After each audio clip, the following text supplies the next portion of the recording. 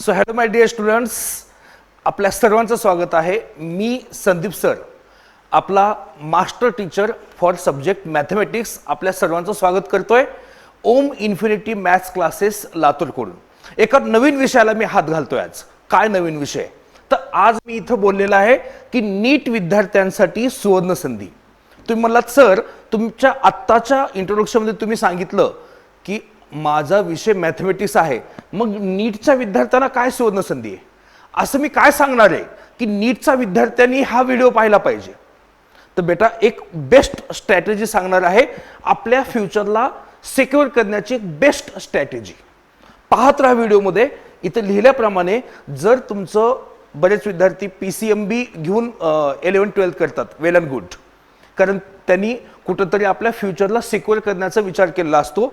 जर एका सिंगल एक्झामिनेशनमधून जर काही अपॉर्च्युनिटीज नाही भेटल्या तर आणखी काही दरवाजे आपले ओपन राहावेत. किंवा बरेच विद्यार्थी PCB ओरिएंटेड असतात, PCB फोकस असतात, पण मॅथमॅटिक्स ठेवतात यासाठी की त्यांचा फिजिक्स सोपा जावा. ठीक आहे, जे काही रिझन असेल, पण तुम्ही PCB निवडलाय तर हा व्हिडिओ तुमच्यासाठी. त्यानंतर तुमचं जर बोर्डसाठी मॅथमॅटिक्स नसेल तरी सुद्धा तुम्ही PCM, MST CET, PCM परीक्षा देऊ शकता. तुम्हाला सर हे कसं? बिलकुल बघूयात आपण व्हिडिओमध्ये आणखी डिटेल. हे पहा, सगळ्यात पहिलं मी तुम्हाला सांगेन की माझ्या ह्या थंबनेलवरती मी लिहिलेलं होतं आयसोलेटेड मॅथ्स. सर, हे आयसोलेटेड मॅथ्स काय असतं? बऱ्यापैकी विद्यार्थ्यांना माहिती असेल, ज्या विद्यार्थ्याला माहिती नाही त्यांच्यासाठी सांगतोय, एक्सप्लेन करतो की आयसोलेटेड मॅथ्स काय असतं. आयसोलेटेड मॅथमॅटिक्स बेटा हे असं असतं की जर बोर्ड एक्झामिनेशनला तुम्ही मॅथमॅटिक्स सब्जेक्ट ठेवला नाही, म्हणजे तुमचा आयदर तो बायफोकलवाले असतात ना, क्रॉप सायन्स आहे, फिशरी आहे, किंवा आणखी कोणते बायफोकल सब्जेक्ट असतील तुमचे, पण तुम्ही काही कारणामुळे मॅथमॅटिक्स ठेवलं नाही. काही मुलं तर अशी पण पाहिलीत मी की 11thला मॅथमॅटिक्स असतं, PCMB ग्रुप असतो, पुन्हा मॅथला ड्रॉप करतात आणि मग फुल फोकस PCB वरती देण्यासाठी पुन्हा बायफोकल घेतात. पण जर तुम्ही ही चूक केलेली असेल आणि तुम्हाला आता पश्चाताप असेल की माझा नीटचा स्कोअर चांगला येत नाहीये, बघा हा व्हिडिओ मी शूट करतोय सप्टेंबर महिन्यामध्ये, सॉरी ऑगस्ट महिन्यामध्ये, ऑगस्टच्या एंडला, म्हणजे हा पोहोचेपर्यंत सप्टेंबर मंथ असू शकतो. तर या सिच्युएशनला तुम्हाला समजायला पाहिजे की माझं डिसिजन करेक्ट आहे का. मी नीटसाठी प्रयत्न करतोय, माझा स्कोअर मागच्या आता जे लेटेस्ट कट ऑफ आहेत त्या कट ऑफला मॅच करतोय का. 19-20चा फरक असेल. आता तुम्हाला तुमच्या पर्टिक्युलर कोचिंगच्या ह्याच्यामध्ये मॉक टेस्टमध्ये समजा जे काही तुमचं 720चं असतं त्याच्या कट ऑफच्या 50 मार्क कमी आहेत. मी सर आणखी जोर मारेन, माझे 50 मार्क वाढतील, मग ठीक आहे. पण तुम्ही खूप साऱ्या तुमचे स्कोअरच तुमचे कुठेतरी 100, 150, 200 यायलेत आउट ऑफ 720, आणि तुम्ही जर स्वप्न पाहत असेल की नाही मी काही करून कट ऑफला बीट करतो, नाही होणार. कट ऑफला बीट करणं कठीण आहे. त्यामुळे आत्ताच एक अपॉर्च्युनिटी देतोय, आपल्या नशिबाचे दार, आपल्या फ्युचरचे दार उघडा. काय आहे?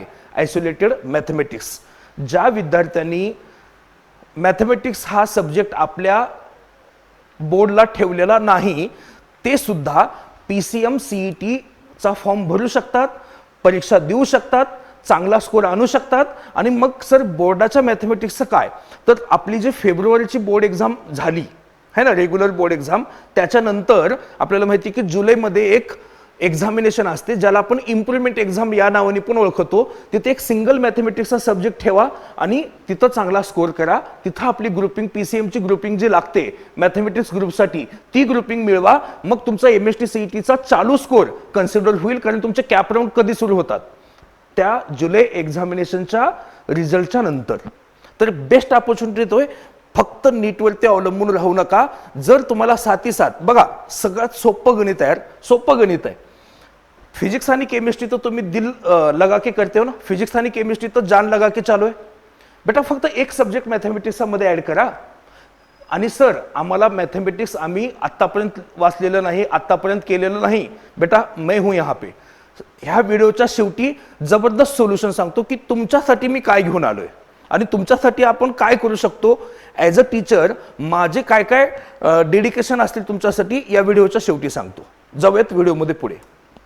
सगळ्यात पहिलं व्हाय कन्सिडर आयसोलेटेड मॅथ. मी बोललो ह्याच्याबद्दल की ज्यांना आता वाटतं की यार मी मॅथ ड्रॉप करून चूक केली, त्यांच्यासाठी सुवर्ण संधी आहे.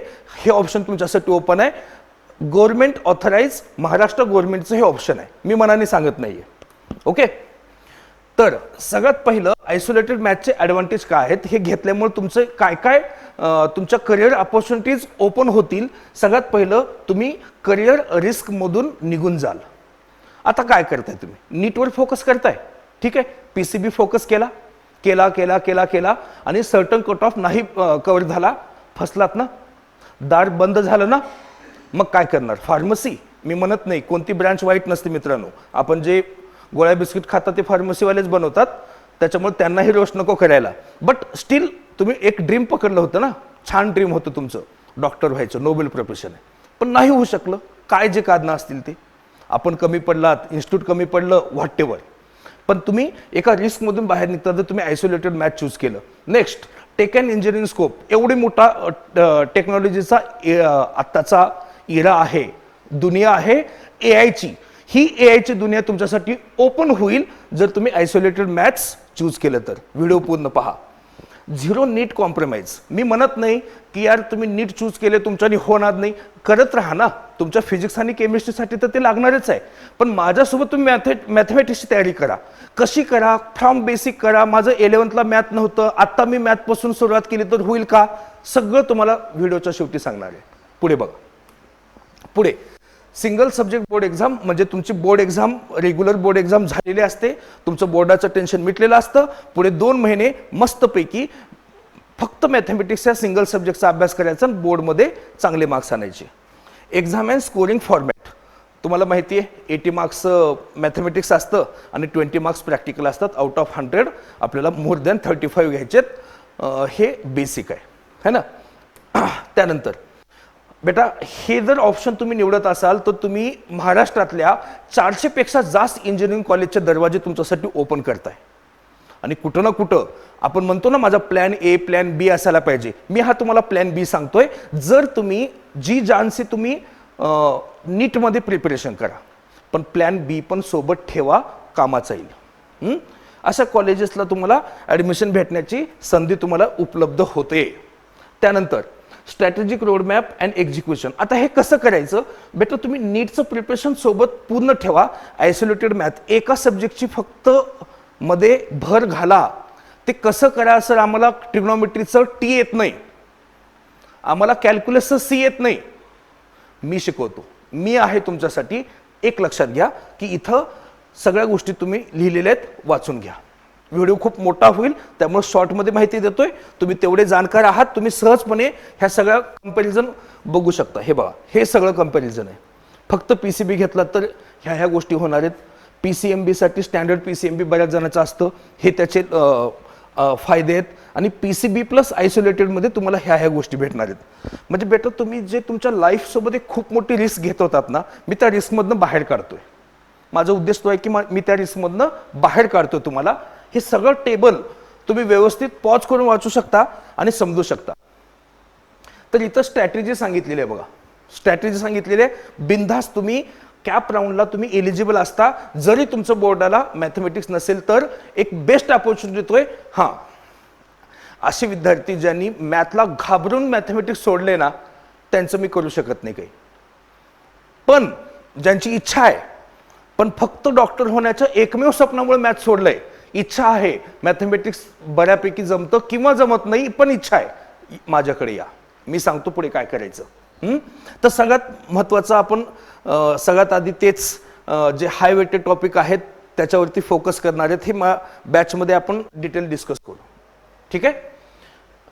हे सगळं कोणकोणत्या टॉपिकवरती फोकस करायचं ह्या सगळ्या गोष्टी इथं सांगितलेल्या आपण आहेत. हे बघा, मॅथमॅटिक्स 100 मार्क्सचा असतं आपल्याला माहिती. PCM CET बद्दल बोलतोय. Physics 50 marks, chemistry 50 marks. म्हणजे गेम चेंजर कोण आहे? गेम चेंजर आहे मॅथमॅटिक्स. गेम चेंजर आहे मॅथमॅटिक्स, ठीक आहे. की रूल्स अँड व्हेरिफिकेशन हे पण तुम्ही व्यवस्थित पाहून घ्या. ॲटॉनॉमस कॉलेज असेल, COEP असेल, VJTI असेल, SPI काय म्हणतात तुम्ही, ICT असेल, कमिन्स कॉलेज गर्ल्ससाठी कमिन्स कॉलेज असेल, PCCOA असेल, अशा बेस्ट कंपनीज बेस्ट कॉलेजेसचे दार तुमच्यासाठी ओपन होतात. तर प्लीज आपल्या लाईफसोबत मोठा ब्लंडर गेम खेळू नका.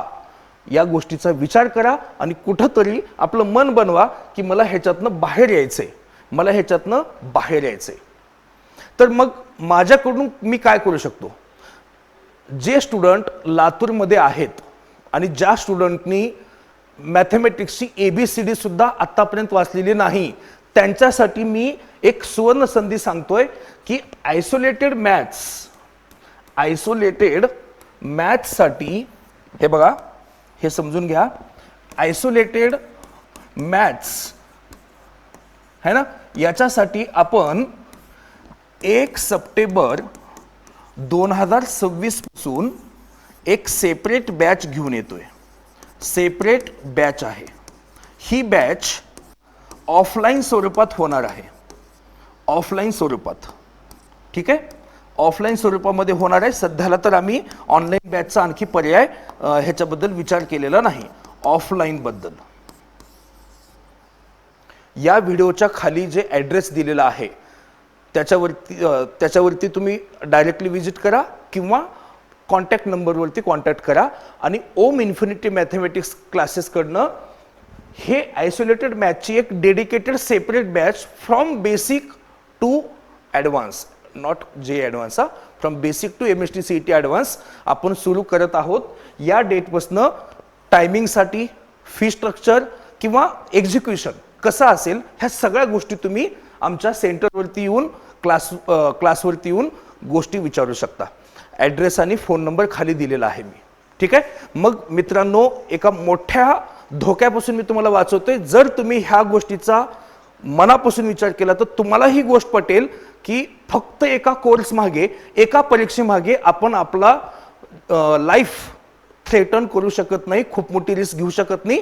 तर जर तुमचा विचार असेल मॅथमॅटिक्स जॉईन करण्याचा, isolated maths separate batch, dedicated batch सुरू करतोय आपण 1 सप्टेंबर 2026 पासून, नक्की भेट द्या. थँक्यू.